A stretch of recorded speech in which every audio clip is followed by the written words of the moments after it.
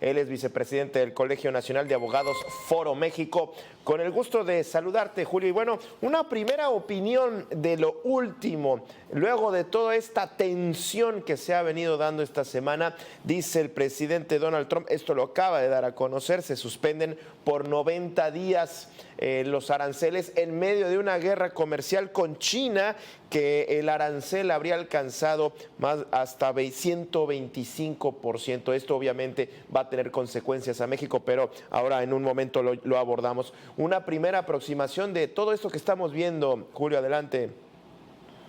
Hola, ¿qué tal? Muy buenas tardes. Gracias por la invitación. Debo comentarte con gran preocupación que esta, pues ya, guerra arancelaria, que este conflicto económico, pues estratégico por parte de Donald Trump es un tema preocupante para la economía global, alarmante para los productores, para los industriales, para los dueños de grandes empresas como la automotriz.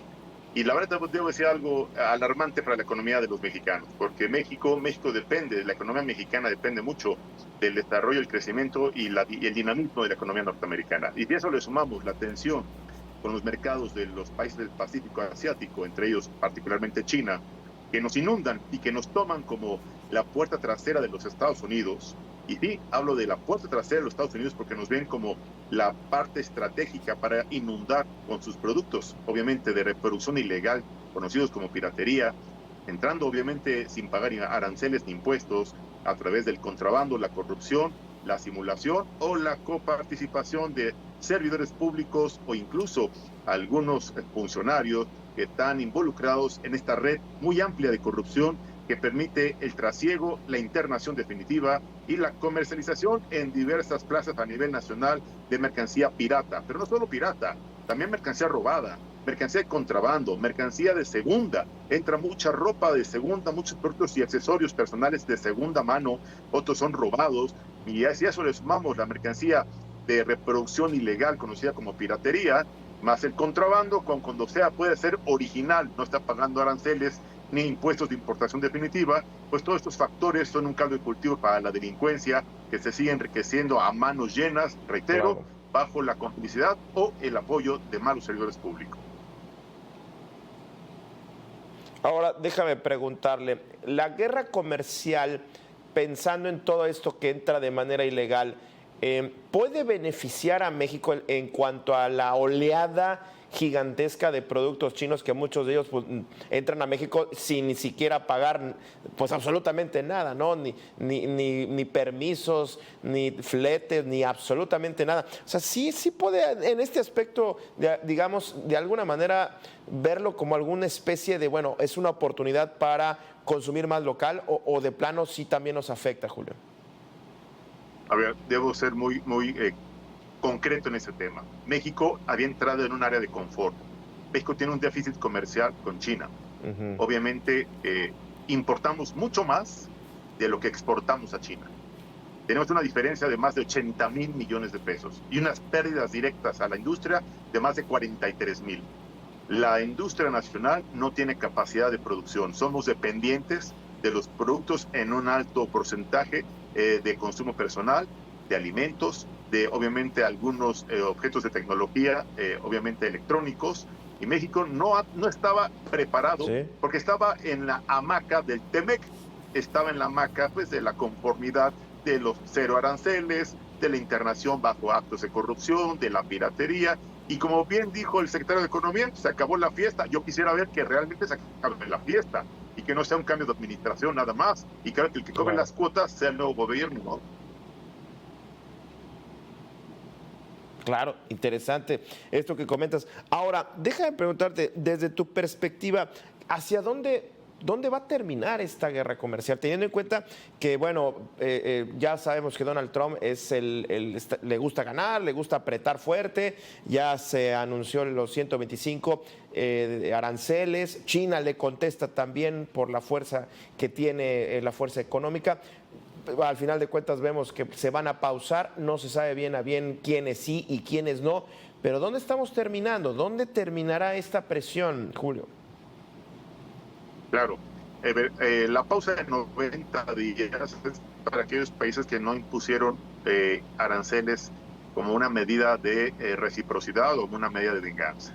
90 días es una estrategia maquiavélica de Donald Trump para generar negociación con estos países que, como él dijo, con unas muy desafortunadas declaraciones, debo decirlo, que muchos países están casi rogando y besándole la espalda para llegar a una negociación, y él obviamente va a poner las reglas de la negociación.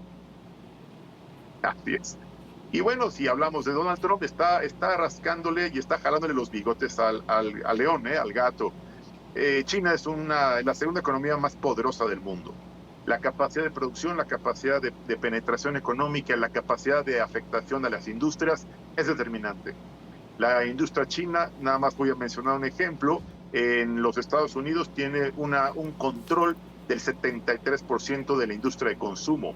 Ojo, también Estados Unidos estaba inundado, estaba invadido, estaba controlado, colonizado por mercancía de origen de países del Pacífico Asiático y también de la India. Porque no solo la piratería llega de China, también de la India, también de Taiwán, también de Corea, también de Japón llegan muchos productos, y muchos de ellos no estaban pagando aranceles, y muchos de ellos estaban inundando el mercado y afectando las industrias, obviamente norteamericanas. Y claro, aquí en México estábamos muy contentos porque comprábamos barato, aunque sabíamos que era pirata, robado, contrabando, pero como es barato, la gente lo sigue comprando. Esto va muy de la mano con la capacidad de compra, la capacidad de consumo y el poder adquisitivo que tienen los mexicanos, que verdaderamente era muy lamentable, sigue siendo lamentable. Claro, claro. Ahora, déjame regresar a México. Empezamos en México y déjame aterrizar a estos operativos en la Ciudad de México, en Tijuana. Se limpió, se cerró. Una semana, 2, 3 semanas después, estaban abiertos y repletos nuevamente de productos chinos vendiéndose más barato. Que no se puede, me imagino, y coincidirás, y aquí va la pregunta, que esto no se puede entender si no hay corrupción de las autoridades. ¿Cómo vuelves a llenar un bodegón de estos con esa cantidad de productos si no es bajo la mirada, o por lo menos que ya no voltea a ver la propia autoridad? ¿Cómo entra todo esto? Totalmente de acuerdo contigo. Como bien lo refieres y con toda claridad lo explicas, es la simulación de un gobierno que le da a la opinión pública un operativo escandaloso, un aseguramiento histórico casi. Y la muestra de que están combatiendo a la delincuencia organizada y a las redes de piratería y contrabando, cuando en la realidad están permitiendo desde las aduanas que son los principales epicentros de corrupción, donde permiten el acceso, la internación definitiva de estas mercancías, que trasladen estas mercancías a lo largo y a lo ancho del país. Otro acto de corrupción. ¿Dónde está la Guardia Nacional? Yo les preguntaría al gobierno mexicano en dónde están los operativos de prevención y combate de esta mercancía que entra de manera ilegal y que se desplaza de manera ilegal y llega hasta los tianguis, a los mercados, e inundan la economía y el mercado mexicano. ¿Dónde están los operativos reales de prevención? Hacen uno y al día siguiente ya tienen las bodegas llenas, porque era la estrategia para la opinión pública. Reitero, complicidad, no sé si simulación de malos servidores públicos, actos de corrupción que son una tradición, tal parece, en este gobierno, o, reitero, la estrategia para cambiar del nuevo administrador, que es el que cobrará la cuota de corrupción o la cuota de internación definitiva de la piratería, mercancía de contrabando o incluso de segunda o robada.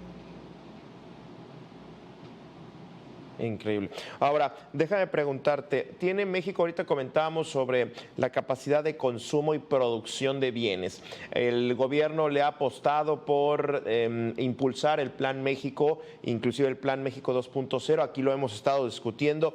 ¿Es una opción viable, digamos, en caso de que pues Estados Unidos levante y guiñe el ojo y diga, oye, México también no puedes, digamos, hasta cierto punto empuje a México a dejar de consumir productos chinos?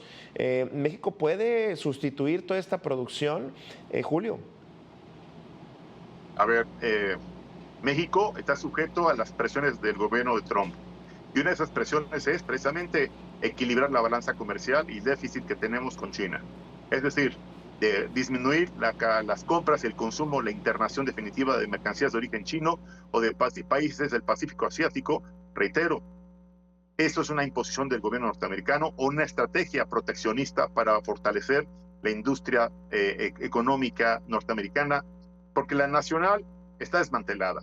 En México no hay políticas públicas de estímulo ni apoyo a la industria, ni a la transformación, ni a la producción.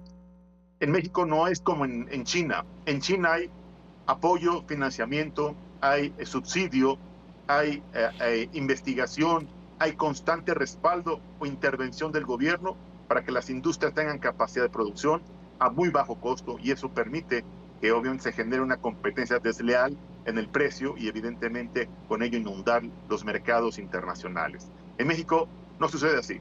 En México no hay capacidad de producción, no hay industria, no están creándose nuevas industrias, por el contrario, ante la incertidumbre de una reforma constitucional que está reformando, colonizando o desapareciendo el Poder Judicial, ante las ocurrencias, las venganzas personales de la cuarta destrucción del país, ante los actos de corrupción, ante la evidente incapacidad o indiferencia o falta de empatía o simplemente falta de capacidad de este gobierno para atender o resolver los problemas de inseguridad, violencia, que hoy son una triste realidad en este país y que ya llegaron a contextos internacionales y que México y el gobierno mexicano lo sigue negando, pues esto no estimula a la inversión de capital productivo, no fomenta el desarrollo de la economía. Y bueno, pues no hay más que revisar las cifras de crecimiento económico, no hay más que revisar las cifras en el sector inflacionario, las altas tasas de interés que tenemos y la presión que tenemos en la paridad cambiaria en la moneda dólar-peso mexicano. Así de preocupante está el escenario mexicano. No tenemos capacidad como en los años 60, 70 con la sustitución de importaciones. No tenemos esa capacidad. No tenemos una política pública que estimule, que financie o que pueda desarrollar a través de subsidios, apoyos económicos, verdaderos apoyos económicos y no soluciones a la industria mexicana. No hay generación de empleo productivo, están regalando el dinero los mexicanos, están regalándolos a través de programas sociales, comprando conciencias para garantizar los resultados de las próximas elecciones. Así de alarmante está la situación económica, industrial y obviamente comercial en nuestro país. Muy bien, Julio Jiménez Martínez, muchísimas gracias por esta charla. Seguimos atentos en esta, pues bien llamada guerra comercial que va dando noticia y cambiando minuto a minuto. Muchísimas gracias. Vámonos a una breve pausa.